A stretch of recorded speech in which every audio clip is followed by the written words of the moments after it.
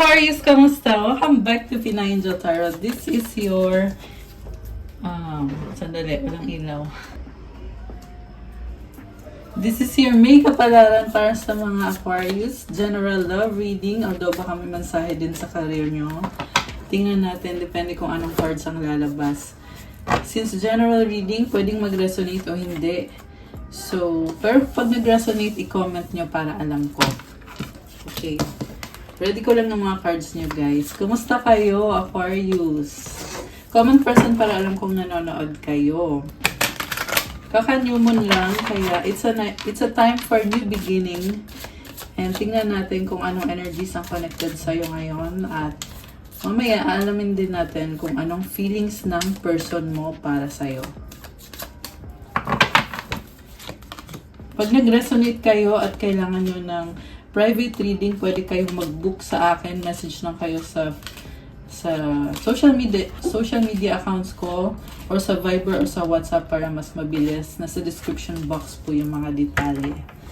Okay, so ito na guys. Tingnan natin yung unang mga mensahe. Signs and boundaries.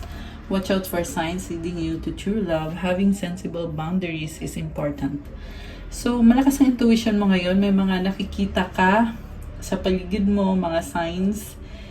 At the same time, meron kang pinaglalaban para sa sarili mo, may boundaries ka. So, may limitation. I feel like gusto mo mag-isa ngayon at ginagamit mo yung intuition mo sa kung paano mo i-handle yung love life mo. Okay. Ang feelings ng person mo para sa'yo, King of Wands. There is attraction. And sa nakita ko, very creative person yung kadil mo. Baka fire sign, Aries, Leo, Sagittarius, although this can be any sign. And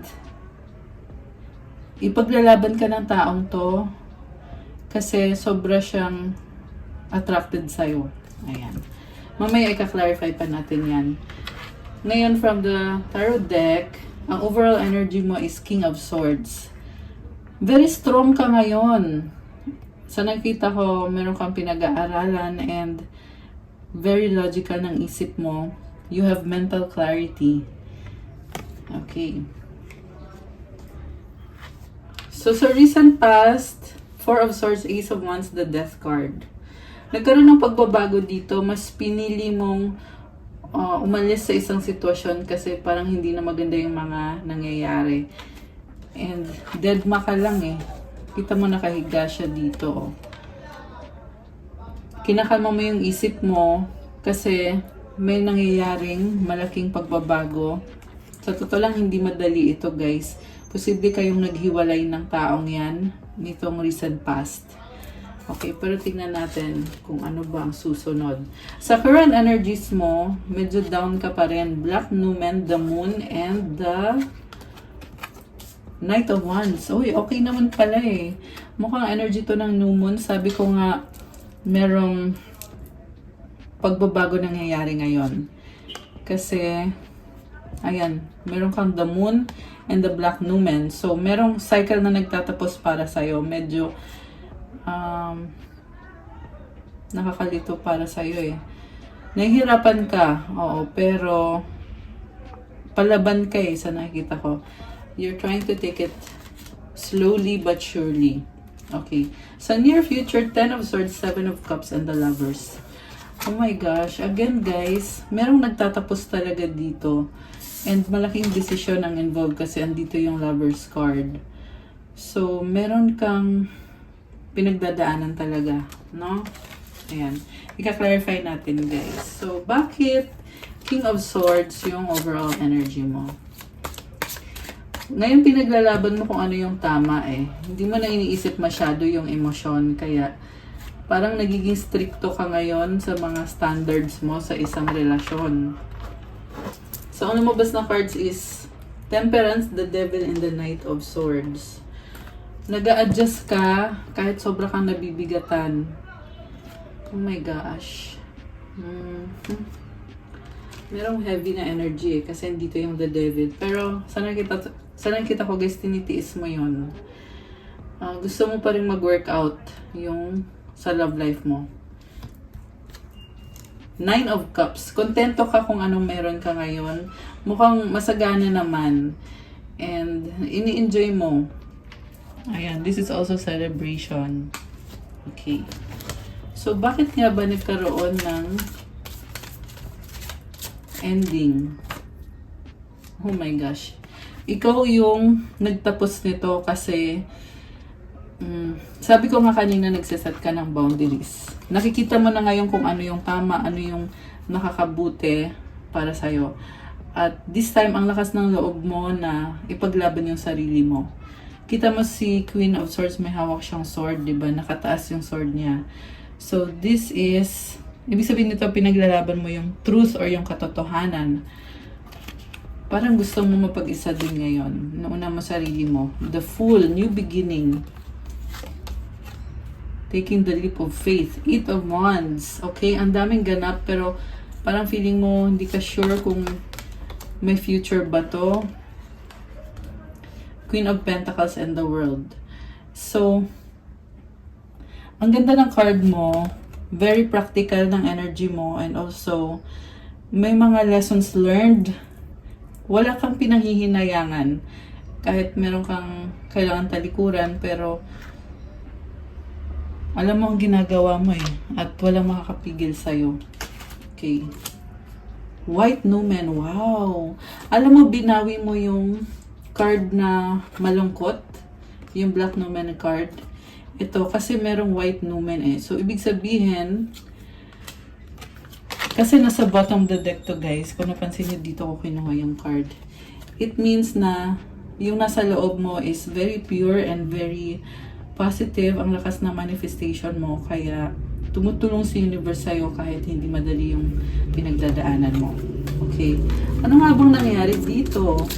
Bakit ka umiwas sa taong yan? Page of Pentacles. Four of Cups. Ten of Pentacles. Kasi ang tagal mo na ding tinitiis eh. Parang hindi ka na masaya dito sa ginagawa ng person mo. Pero nasanay ka na andyan siya. Kaya parang pinipilit mo na lang na mag-workout. Pero may mga bagay talaga na hindi ka sumasang-ayon sa kanya. Two of Swords, nagdadalawang isip ka. Tinatry mo buksan yung isip mo. Kino-consider mo naman kung anong gusto mangyari ng person mo. Pero ngayon napansin mo na parang lugi ka, kaya hindi ka na nagsasalita at parang pinapa-feel mo talaga sa kanya na ayaw mo siyang makita, ayaw mo siyang makausap. Sabi ko nga kanina, dinidedma mo siya. Ayan, lumipad tong Judgment card. Again, this symbolizes a big decision or malaking pagbabago. Kasi, parang na-realize mo na pag tinalikuran mo yung taong yan, mas magiging okay ka, kaya mo naman pala mag-isa. Grabe, ang intense ng reading ngayon. And right now, it's Pisces, not Pisces, it's Taurus season. Ayan, baka may hindi kayong Pisces, kaya nasabi ko yung Pisces. Taurus season po tayo ngayon. Ibig sabihin, affected din lahat ng energy ng Taurus, which is very strong and stable, very practical. At palaban kasi ang Taurus eh. So, na-influence ka din ng energy na yun, ng pagiging strong. Ten of Wands. Okay, may burden ka. Medyo nanghihinayang ka. May medyo pa eh. Nanghihinayang ka pero aalis ka pa rin eh. Umiiwas ka.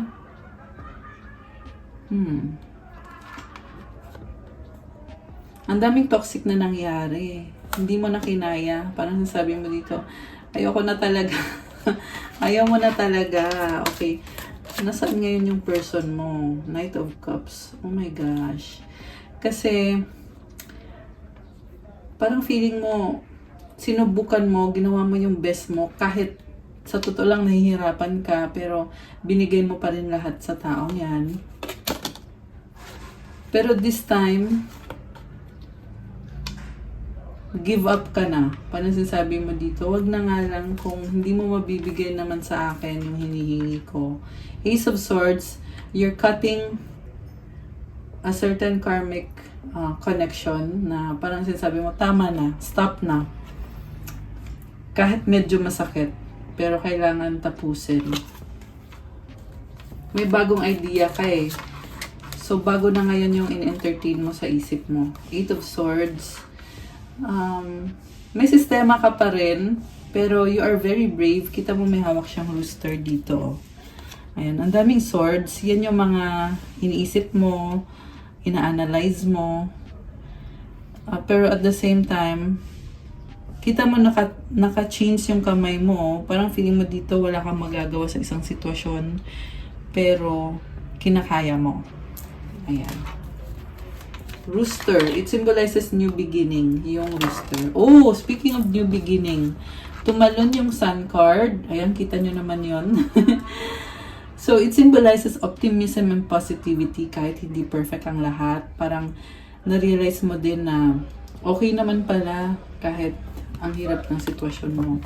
Pero kaya pa, and ikaw na mismo yung gagawa ng paraan para maging masaya ka ulit. Page of Cups, may possible na communication pero pagod ka na eh.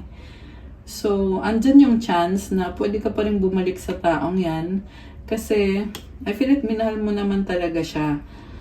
And also, nag-invest ka eh para lang mag-workout yung isang connection. Talagang binigay mo yung effort mo dyan. Andyan pa rin yung opportunity pero naisip mo, pagod ka na. Ayan. So, Seven of Pentacles, focus ka sa mga gawain, mga responsibilidad. Okay. So, i-clarify natin yung energy ng person mo. Gamitin ko yung isang tarot deck. Anong feelings ng person ni Aquarius? Okay.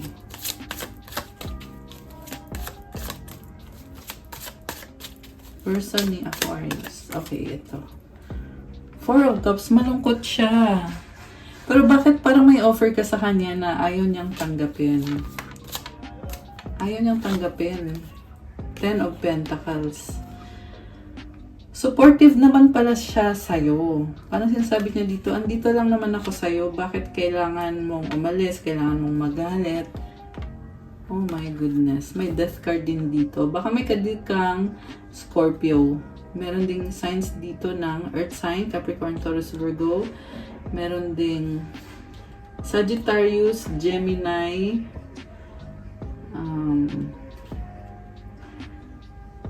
Cancer. Ayan. Although this can be any sign kasi andito naman lahat ng mga signs. So, yung person mo,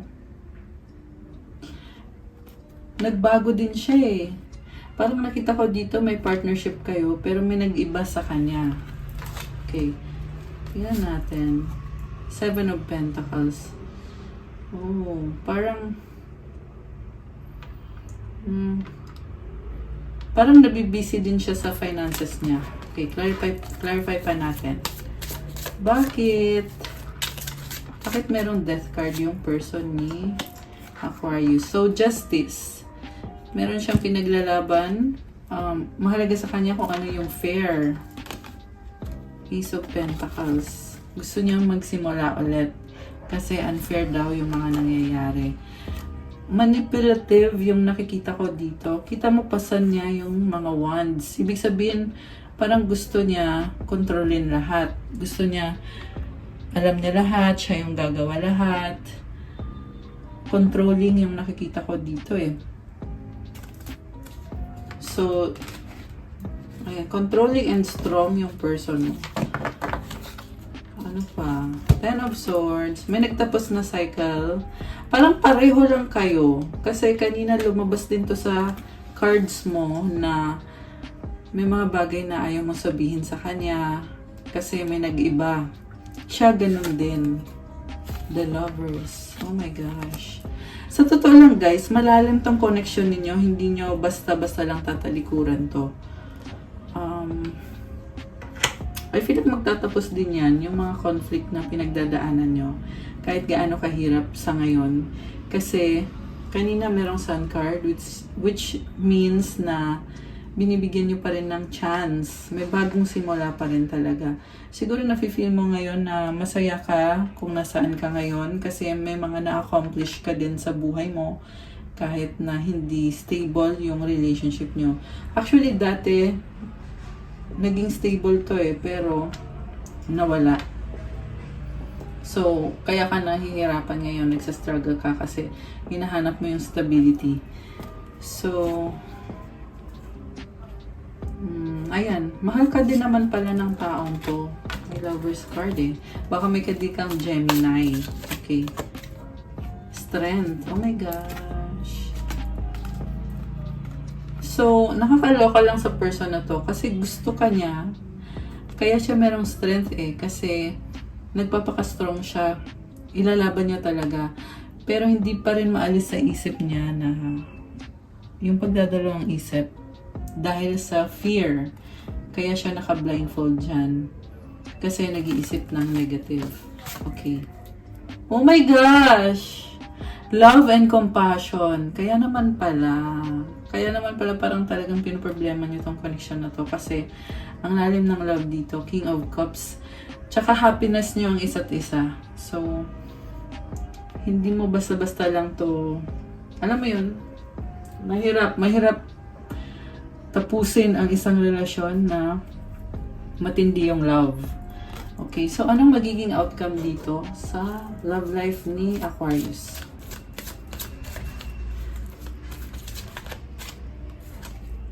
Chariot, wow! Six of Wands. Oh my gosh! Reconciliation, the High Priestess. Sa totoo lang guys, ang nakita ko dito, aayusin nyo pa rin. Ito pa rin sa dulo. Aayusin nyo. The Chariot, ilalaban mo pa rin. Six of Wands, there is victory and success. The High Priestess, manifestation. And although hindi lang halata sa'yo, pero kaya mong ayusin. Kasi hindi ka nagsasalita Ito kasing tinakpan ko kasi wala siyang damit.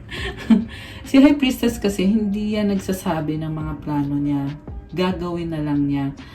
And also, hindi ka pa ganun ka ready. So, may mga bagay na tinatago mo. Pero on the surface, lumabas dito na strong ka. Palaban ka. Chariot ang bilis na energy na to. Ayan, wow, nice. Okay. Any more message para kay Aquarius? Five of Swords, ayan, sa ngayon, pinoproblema mo, medyo overthinking ka, hirap ka talaga dito, sumasakit ulo mo dito, tsaka pakiramdam mo mag-isa ka kaya nakakapag-isip ng hindi maganda, no? Pero at the same time, sa pagiging mag-isa mo, umuusad ka naman in terms of finances and stability, nag-grow naman yung finances mo. Ayan Ace of Pentacles, New Beginning, the Tower. Oh my gosh. Ang laking pagsubok, pero sa totoo lang kaya mo Kaya mo, Aquarius. Lumalaban ka. Anong mga gustong sabihin ng person ni Aquarius na hindi niya masabi? Kuha tayo ng 3. Anong mga gustong sabihin ng person ni Aquarius? Okay. Kuha din tayo ng advice at kasi new moon pa ngayon kaya kukuha ko kayo ng moon card. So, anong moon card para kay Aquarius? Moon energies connected dito sa reading natin. Kuha tayo ng 2 at ng isang advice.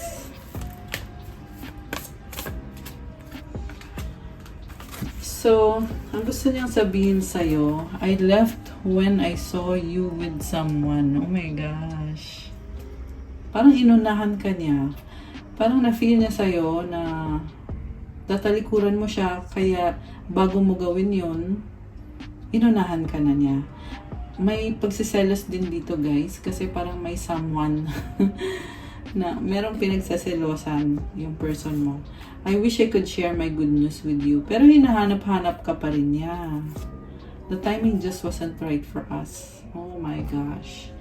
So, ibig sabihin, naniniwala din siya na magkakaayos kayo sa tamang panahon. Kasi, hindi daw right timing yung time na yon. So, merong tamang panahon. Ibig sabihin, ang moon card mo, win-win outcome is forecast, full moon in Libra. Oh, wow. This is a very positive card.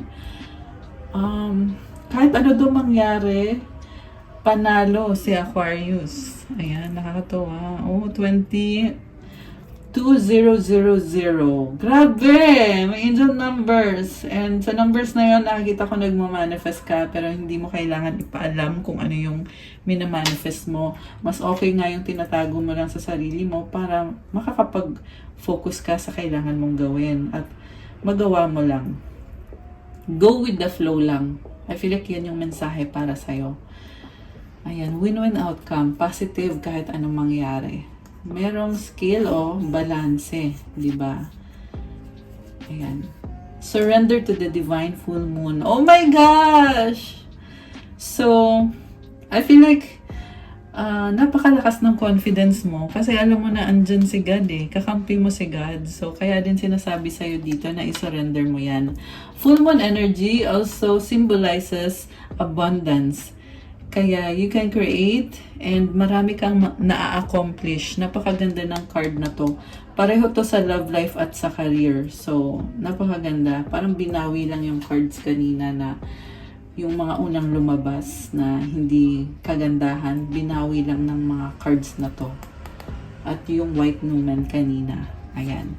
And yung advice, wow, empowerment. When you ask the divine to take over, you get pulled into your own authentic power. It's a force of inner love that wants your wholeness and magnificence unfold my true and radiant self, dear Lord. Grabe! You are empowered, Aquarius. And it's all about surrendering to the divine. Ayan, surrender to the divine. Dito sabi din, ask the divine. So, yung mga prayers na ginagawa mo, talagang yan yung nagbibigay ng lakas sa'yo. Siyempre, galing yan kay God. Nakakatuwa naman to. Kasi yung power mo na yan, ayan din yung kasama mo lagi sa lahat ng ginagawa mo. Dahil yan sa faith mo. Ayan, wow, grabe. Ayan. Okay, guys, that's what I have for you, Aquarius. For your makeup alaran. Thank you for watching. Please like the video, guys. Kung nag-resonate at kailangan nyo ng gabay or ng more information, pwede kayong mag-book ng private reading sa akin. Nasa description box po yung mga details. How to have a private reading with me. Mas mabilis kung mag-chat kayo sa Viber or sa WhatsApp. And for those na gustong mag-try or interested sa mga crystals na kagaya ng nakikita nyong ginagamit ko, ayan, favorite yan ng mga Aquarius. Ayan, kasi tutulong yan sa manifestation mo. Mas lalong ma-amplify yung mga prayers mo at manifestation mo. Magbibigay ng strength sa'yo at ng good energy. Check out my Instagram. Nakapost po din yung iba-ibang crystals na magdadala ng positive energy, calming and relaxing. Mag-open ng more opportunities, mag-attract ng love, attract money, protection for prosperity and abundance, at marami pang iba. Tingnan nyo po doon. Meron din tayong focus para sa work nyo, motivation, strength, vitality, syempre yung for good health. So, tingnan nyo na lang sa description box ko. Thank you, Aquarius. Have a good day. God bless. Stay safe. I'll see you again soon. Bye!